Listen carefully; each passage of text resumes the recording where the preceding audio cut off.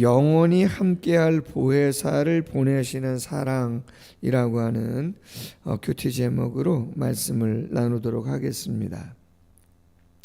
예수님께서 오늘 15절에 이렇게 말씀합니다. 너희가 나를 사랑하면 나의 계명을 지키라, 그렇게 말씀합니다. 13장 34절에서 서로 사랑하라, 새 계명을 주노니 서로 사랑하라, 그렇게 말씀했단 말이에요.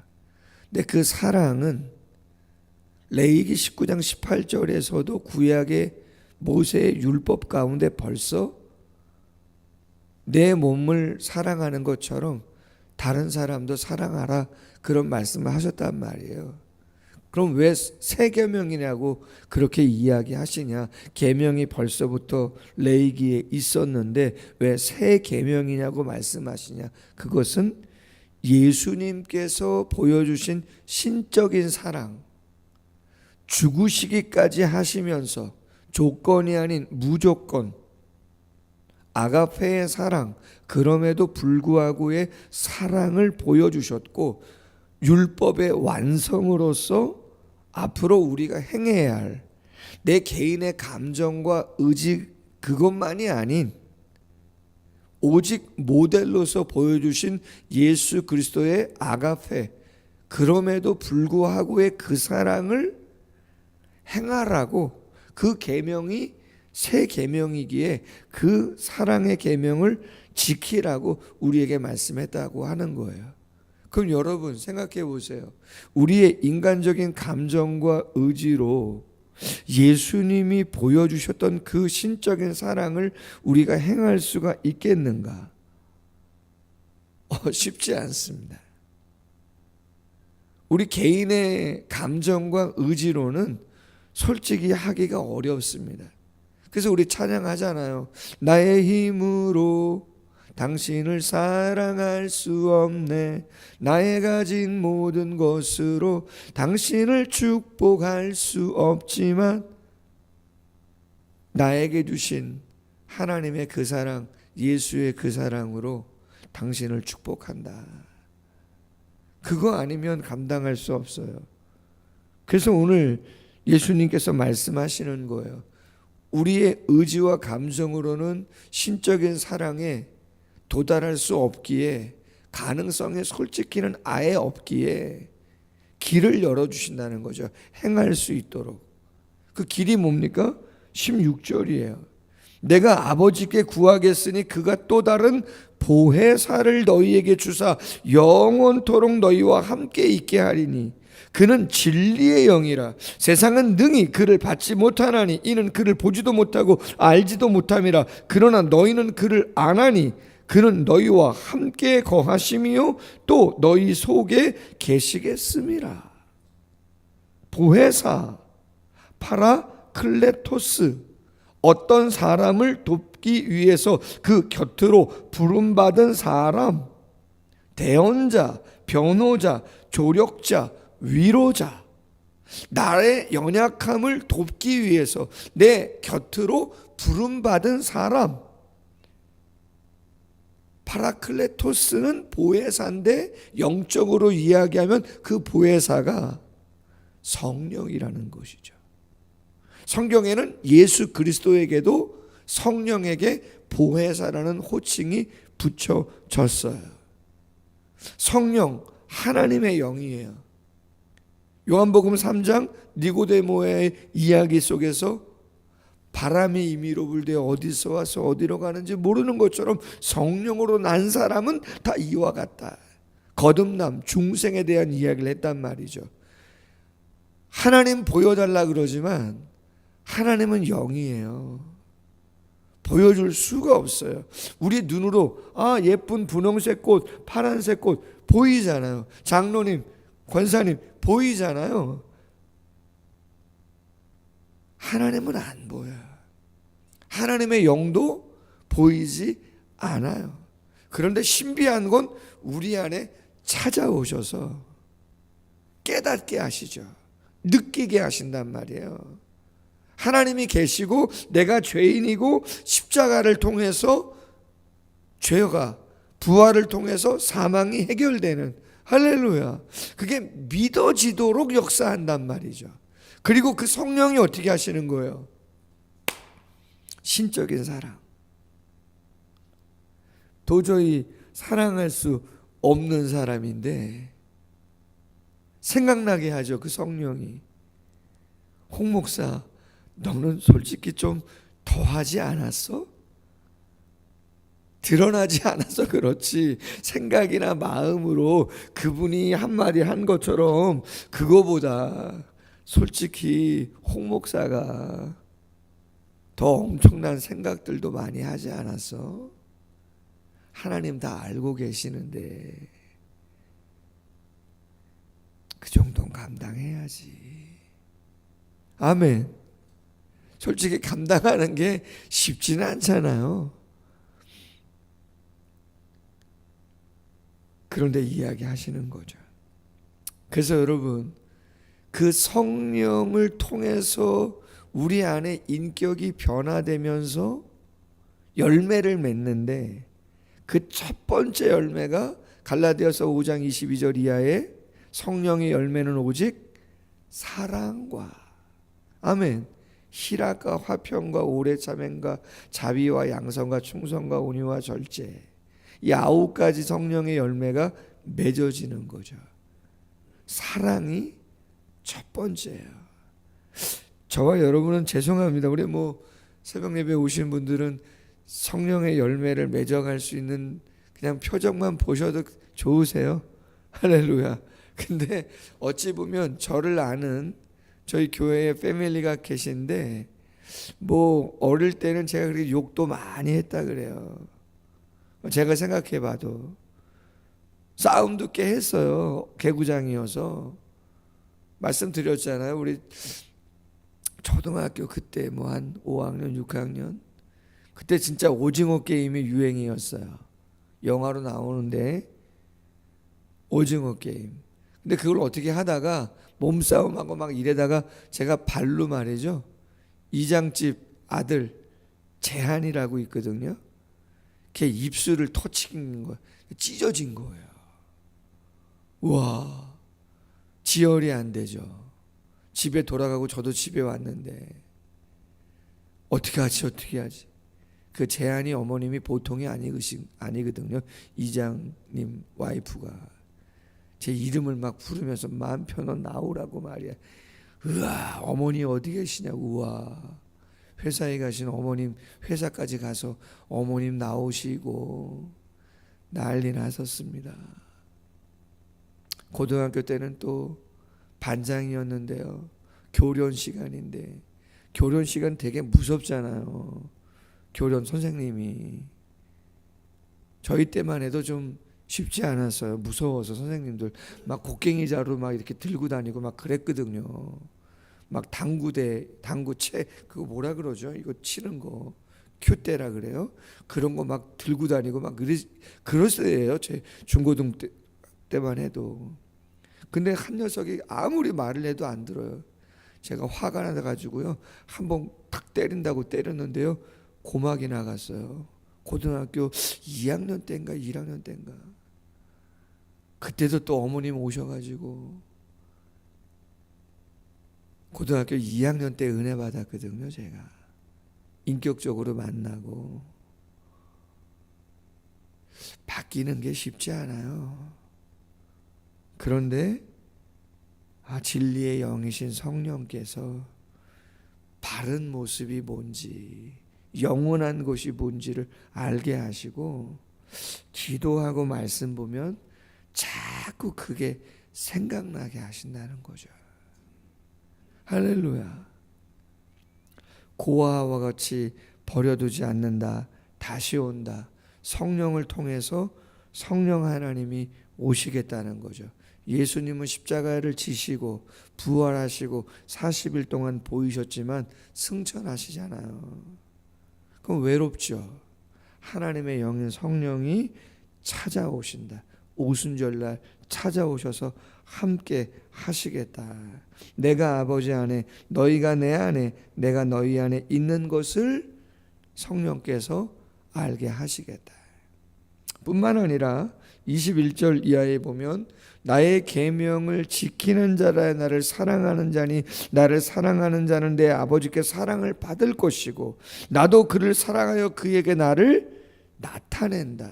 더 깊은 인격적인 사귐과 교제가 있도록 역사하시겠다, 그런 이야기인 것이죠. 조금씩 더 예수님의 그 사랑을 알아가도록 하시겠다, 그런 이야기야. 자, 그러면서 22절 이하에 보니 가롯인 아닌, 가롯 유다가 아닌 그런 이야기인 거죠. 가롯인 아닌 유다가, 이 유다는 누가복음 6장 16절, 마태복음 10장 3절에 보면 야고보의 아들로서 다데오라고 불렸던 예수님의 12제자 가운데 다데오가 있거든요. 그 다데오가 오늘 본문에 나오는 유다입니다. 이 유다가 이야기합니다. 주여, 어찌하여 자기를 우리에게는 나타내시고 세상에는 아니하려 하시나이까? 무슨 말이에요? 예수님, 당신은 우리에게 당신 자신을 나타내시기로 작정하시면서 왜 세상 가운데는 정치적으로 좀 드러내지 않습니까? 그런 이야기인 것이죠. 우리 속에 계시겠다 그러고 보혜사 성령을, 조력자를, 위로하는 사람을 보내셔서 함께 하시겠다 그렇게 하시는데 왜 세상에는 그렇게 당신을 드러내지 않습니까? 당신 정도의 능력이면 얼마든지 세상을 바꿀 수 있는데 이야기하는 거죠. 그랬더니 예수님 동문서답하는 것처럼 이야기합니다. 사람이 나를 사랑하면 내 말을 지키리니 내 아버지께서 그를 사랑하실 것이요 우리가 그에게 가서 거처를 그와 함께 하리라. 나를 사랑하지 아니하는 자는 내 말을 지키지 아니하나니 너희가 듣는 말은 내 말이 아니요 나를 보내신 아버지의 말씀이니라. 여러분, 무슨 말씀일까요? 다데오가, 유다가 왜 당신을 정치적으로 드러내지 않느냐, 이 세상을 당신의 힘이면 바꿀 수 있는데 이야기하지만 예수님은 무슨 말씀하시는 거예요? 아니다, 내 나라는 이 땅의 눈에 보이는 나라가 아니다. 나는 거쳐 처소를 예비하러 갈 것이다. 그리고 당신이 원하는 나라는 정치적인 힘으로, 권력으로 바꾸는 그러한 나라가 아니라 말씀하시는 거예요. 내 말을 지키는 자, 사랑의 말을, 사랑의 계명을 성령을 통해서 지켜가면서 변화를 이루어가는 그 사람들이 모여있는 나라, 난 그러한 나라를 꿈꾼다. 아멘. 어제 청년부 수련회에서요, 애니어그램이라고 하는 성격 유형 검사 중에 하나인 MBTI 같은 그러한 성격 유형 검사를 했어요. 어떤 성향들을 갖고 있는가? 애니어그램은 9가지 성향에 대한 이야기들을 합니다. 근데 저는 기질도 해봤고, 기질 검사도 해봤고, 뭐 MBTI도 해봤고, 애니어그램도 다 조사해가지고 해봤는데, 조금 애니어그램이 얼마 전에, 한 주 전에 검사를 미리 한 겁니다. 강사가 와가, 전문 강사가 오셨거든요. 어저께 전문 강사가 오셔가지고 쫙 검사했던 거 내용, 결과지를 갖고 와가지고 한 명 한 명 다 나누어주고, 어제 청년들이 13명이 왔는데 청년들이 와가지고 그걸 쫙 브리핑을 해주고 한 명 한 명 상담해주고 그런 시간들을 어제 한 3시간 동안 했습니다. 3시부터 6시까지 그 강의를 했거든요, 본당에서. 근데 저하고 사모도 했습니다. 미리 다운받아가지고 검사를 다 해서 온라인으로 보내가지고 검사 결과를 받았어요. 근데 저는 성향이, MBTI도 그렇고 기질 테스트를 했을 때도 그렇고 다 제 성향은 어떤 성향이냐면 리더, 이끌어가는, 추진하는, 뭔가 계획을 세우는 뭐 그런 쪽이 조금 더 앞서요. 해보면 말이에요. 그런데 애니어그램을 통해서 했던 것은, 제가 노예에서는 피스메이커라고 하는 평화, 좀 관계를 그죠? 중재하는 어떤 그런 자로 노예에서는 솔직히 죄송합니다. 이해하고 들어주세요. 알려져 있어요. 노예에 뭔가 목사님들이 조금 관계라든가 어떤 정치적인 것들이 쉽지 않으면 그것들을 화해시키는 어떤 그런 사람으로 조금 역할을 합니다. 여러분들 노예 얘기는 제가 잘 안 하지만 그런 일들을 꽤 합니다. 근데 제 개인적인 성향은 검사하면 그건 다 드러나는 거기 때문에 그렇게 잘 안 나와요. 근데 어제 애니어그램은요, 저와 사모가 똑같이 9번째 성향이 그거거든요. 화해자, 중재자. 그 역할로 나왔다는 거예요. 당연히 아내는 그렇게 나오면 맞습니다. 사모는. 근데 제가 그렇게 나왔다는 거죠. 조금 특이했어요. 근데 저는 속으로 되게 감사했어요. 왜냐? 저는 화해하고 중재하는 쪽보다는 뭔가 따라와라, 에? 이게 맞다 막 주장하는 쪽이지, 기다리고 인내하고 그죠? 뭔가 그렇게 하는 평화를 추구하는 쪽은 좀 약한 거예요. 근데 어느새 그 약한 부분이 많이 보완이 된 것 같다. 여러분이 인정 안 하실 수도 있는데 뭐 검사한 거니까 실제적으로 문항이 엄청 많아요. 100문항이 넘거든요. 그럼 왜 그런 건가? 저는 후천적이라고 봐요. 저는 이장님 아들도 때리고 교란 시간에 말 안 듣는다고 때리고 그런 화도 많은 사람이에요. 그런데 은혜 받고 지금도 많이 부족하고 약하죠. 그러나 테스트 해봤더니 중재하는, 평화를 이루어가는 그런 기질이 더 높은 사람이라고 나와요. 이거는 후천적인 거예요. 그럼 왜 그러냐? 그래도 성령 따라가려고, 말씀 따라가려고 애를 부단히 쓰다 보니 그냥 그렇게 되어간 거죠. 아직도 성향이 남아있는 거죠. 아시죠? 불쑥불쑥 나올 수 있는 거예요. 그러나 그럼에도 불구하고 내 감정과 의지가 성령을 따라 가려고 하는 거죠. 어젯밤에 집회를 제가 청년들 인도하면서 13명 조금 더 왔는데 절반이 교회 처음 온 청년들이에요. 수련회에 처음, 요새 새가족들이 청년들이 꽤 등록하거든요. 근데 절반이 수련회라고 하는 거 처음 온 청년들이에요. 주제가 기쁨이에요. 세상에 기쁨을 누릴 게 많아요. 그럼 교회 안에서 누리는 기쁨은 뭐냐?